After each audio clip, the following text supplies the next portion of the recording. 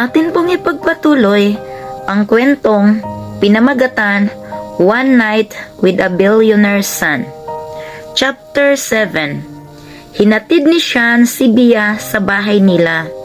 Sa di inaasahan, magtagpo ang landas ni Gail at Sean. They look so familiar with me. Pabulong ni Sean at biglang naalala, sa bar pala yun kung saan kasama si Gail sa mga barkada nito na nag-iinuman sa bar. Sakto naman nung mga time na yon, sobrang lasing itong si Sean at nakatulog sa di kalayuan sa table nila ni Gail at nahulog ni Sean ang kanyang phone. Dinampot yun ni Gail at hindi sinauli. Sakto kasi sa mga time na yon, may transaction sila si Sean at doon sa bar na yon. Nalaman yun ni Sean na si Gail ang kumuha dahil may CCTV sa bar. Di naman kasi niya pwede isumbong sa pulis dahil ang laman ng phone ni Sean at memory card ay puro illegal na mga transaction. Bakit kaya nandito ang lalaking iyan? Hinahanap kaya niya ako? Heist, ano kayang gawin ko kung magsumbong ito at malaman nila inay at itay? Pabulong naman yun ang sabi ni Gail sa kanyang sarili.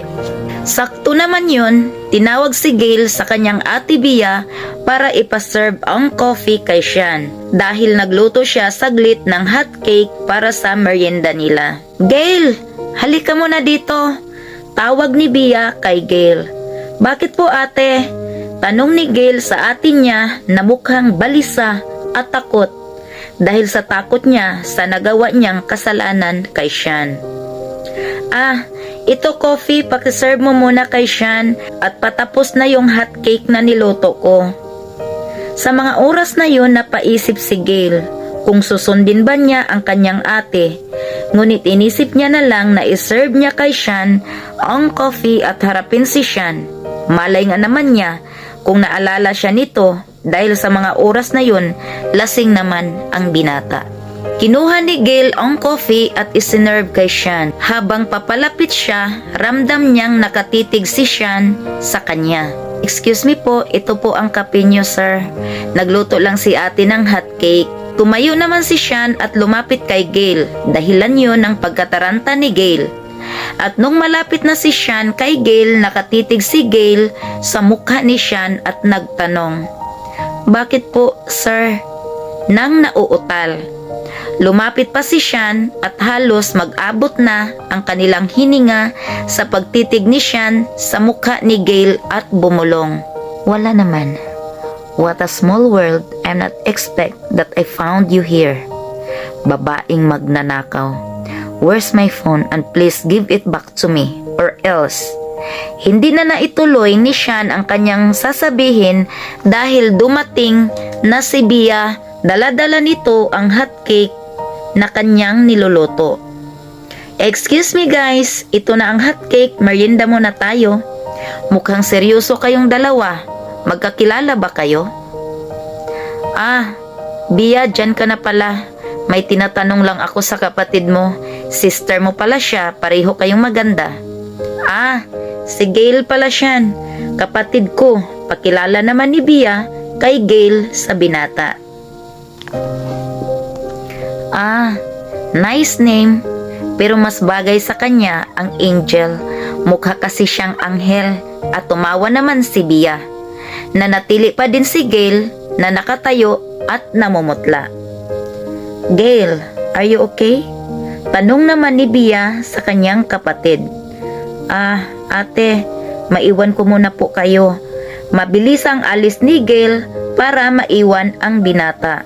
Hanggang sa nagmemerienda na nga si Bia at Sean. Samantala, si Chris naman ay hindi mapakaling dahil iniisip niya si Bia na may kasamang lalaki kanina at patuloy na nagdrive sa kanyang kotse at paikot-ikot at walang patutunguhan. Hanggang napadpad siya sa banda sa kanila ni Bia. Sa di kalayuan, may natanaw si Chris na kotse na pamilyar ito sa kanya. "This car looks so familiar." Iniisip yun ni Chris hanggang sa naalala niya ito. Oh, I see. I remember. Ito yung kotse ng kasama ni Bia. Why I'm so affected pagdating sa Bia? Patanong ni Chris sa kanyang sarili. Tapos nang nagmemerienda si Sean at Bia at nagpaalam ng binata na aalis na, kaya naman inihatid ni Bia si Sean sa labas at sakto sa di kalayuan may natanaw si Bia na kotse na white, dahil yung kotse na yon ay yung kotse na nagpapaligo sa kanya sa daan.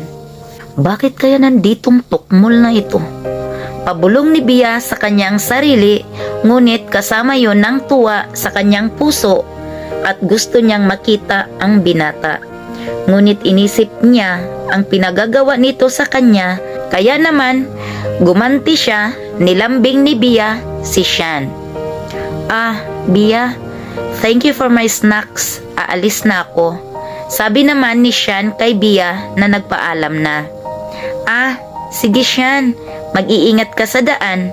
At nagbiso-biso sila ni Sean at mas lalo naman yung hinigpitan ni Bia ang kanilang pagyayakapan ni Sean. Aba, ang landi talaga ng babaeng ito at yumakap pa talaga. Bulong ni Chris sa kanyang sarili at umalis na din. Samantala, hindi alam ni Gail ang kanyang gagawin dahil sa kanyang takot sa sinabi sa kanya ni Sean. Nahanap din kitang babae ka. Small world talaga. Sana makuha ko pa yung memory card ng phone ko dahil doon nakalagay ang lahat ng mga files ng transaksyon na iniwan ni Papa. Pabulong naman yun ni Sean sa kanyang sarili. Lumipas na ang gabi. Umaga na at papasok na ulit sila sa school. At dahil masama ang pakiramdam ni Iris, si Bia lang at si Gail ang pumasok. Ate, dito na po ako dadaan. Sabi naman ni Gail sa kanyang ate Bia. Sige, mag-iingat ka.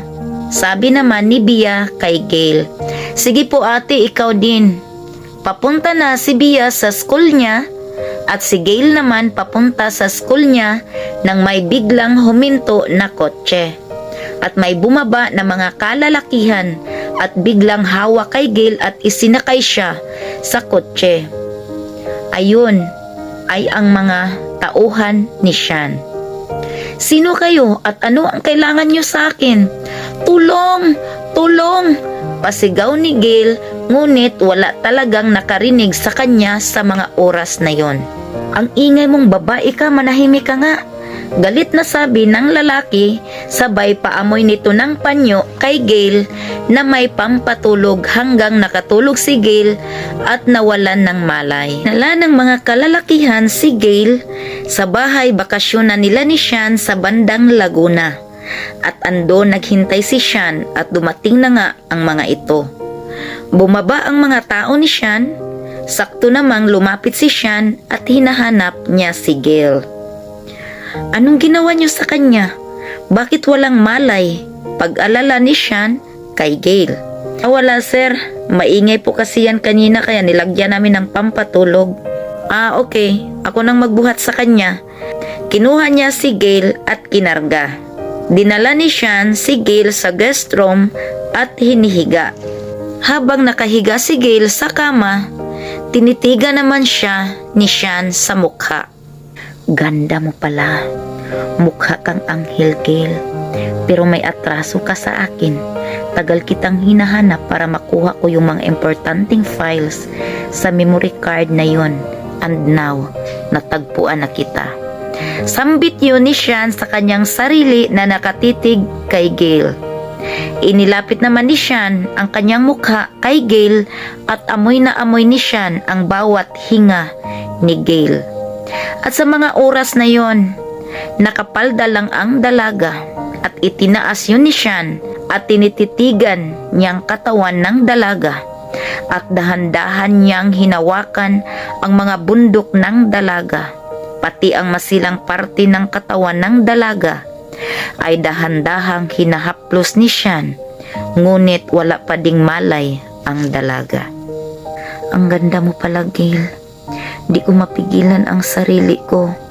at hinimas niya ng hinimas ang mga masisilang parte ng katawan ng dalaga. At sa mga oras na yon, naisipan pa ni Sian na ibaba ang iba pang mga kasuotan ng dalaga. Ngunit sa mga oras na yon, ang dalaga ay gumalaw, pero patuloy itong natutulog at unti-unti namang inayos ni Sian ang damit ng dalaga.